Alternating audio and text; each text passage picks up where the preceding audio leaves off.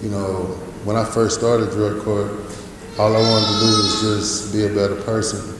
But through the process and the things that I've learned, now I try to give my experiences and my struggles and my strengths to other people so that they can be successful like they taught me how to be successful. The thought is drug court is a soft on crime. And it's not a soft on crime, it's smart on crime. And actually, you talk to the graduates of the drug court program, they'll tell you it's hard to get through drug court successfully and go through a commencement because there's a lot of expectations. When you are convicted, it has to be a felony, it has to be a drug-related crime, although it doesn't have to be a possession or anything like that. It could be stealing money from your mother. It has to be non-violent. You have to be assessed with having an addiction issue. Judges typically motivate people by, I'm telling you not to do this, and if you do this, you're going to go to jail. It's a punishment. And we found out from doing that for hundreds of years, it doesn't really work. So the benefit of drug court is it can change your life. We teach you how to change your life and to live a different lifestyle. We're trying to do a positive reinforcement instead of negative reinforcement. Winnebago County Drug Court presents the certificate for successful completion of Winnebago County Safe Streets Drug Court program to Myron. I was just tired of the repetitive cycle of going to jail, getting out, doing good, going to jail, getting out, doing good. And some people think, well, they have a choice. They can either use drugs or they can stop using drugs. And it's not that easy because once you use drugs, it creates a different kind of imbalance in your brain. And this imbalance causes different endorphins to go to different emotions, and these emotions is what causes you to make certain decisions. And once you allow the drugs to enter your body, the drugs take control of this balance. And it could be times like with me, I wanted to stop and couldn't. I would say, I'm not gonna do this today. And somebody make me mad, I say, okay, I'm gonna give me one beer. And then I get a beer and then that leads to the drugs every time. Or I could say in advance, I'm through getting drugs, I'm through using drugs, I'm through drinking, and as soon as something go wrong, I'm right back to it, because that would help me to hide the pain. That was the only way I knew how to deal with pain. Nobody had ever taught me about feelings and emotions and how to handle them in positive ways, because when I grew up, men were taught to just be men. And once I got into drug court and they started having these classes where they teach us about emotions and how to deal with emotions and make better decisions, it's like at 50 years old, I was taught how to be a man all over again. And it's like, sometimes I felt like I should have learned this when I was a kid, but nobody taught me that.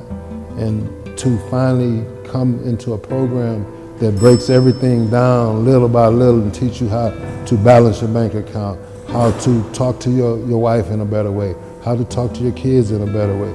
All those classes and different parts of the program made me who I am today, because I had no knowledge on how to deal with any of that before drug court. One of the things I love about Myron is his willingness to help anyone in need. He was the first to raise his hand to volunteer for anything. You are sitting here in phase 4 of drug court.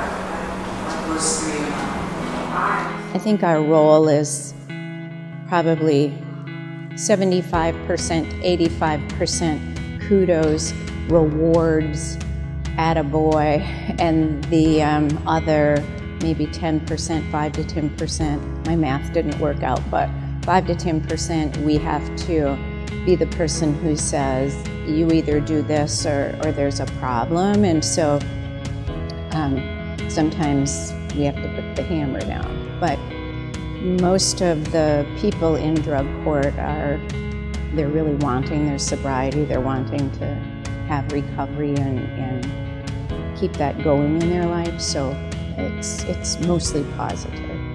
To be able to do something that's engaging them in treatment and having them make positive steps in their life rather than sitting in jail somewhere or being on probation and not really moving the ball forward.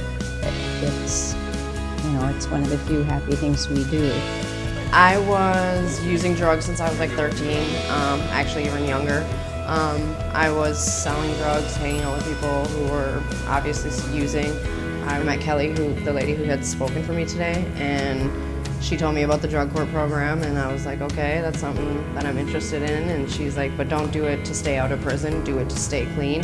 And that really stuck with me. I used to deal with life by doing drugs, and I've learned how to cope by speaking about my feelings, expressing how I feel. To be here and to be standing here today is like, it gives me the goosebumps, and it's like a feeling of success and knowing that like I'm doing what I'm supposed to be doing now. Before I started drug court, I didn't have a job, I didn't have nothing. I just got in trouble all the time.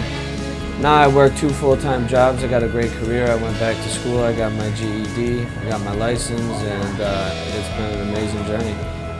I think it's just a small step forward because I have so much ahead of me. You know, like it's just, I changed my life completely. This program gave me the necessary tools that I never was taught or learned at a young age, and like now it's just progress from here. Congrats.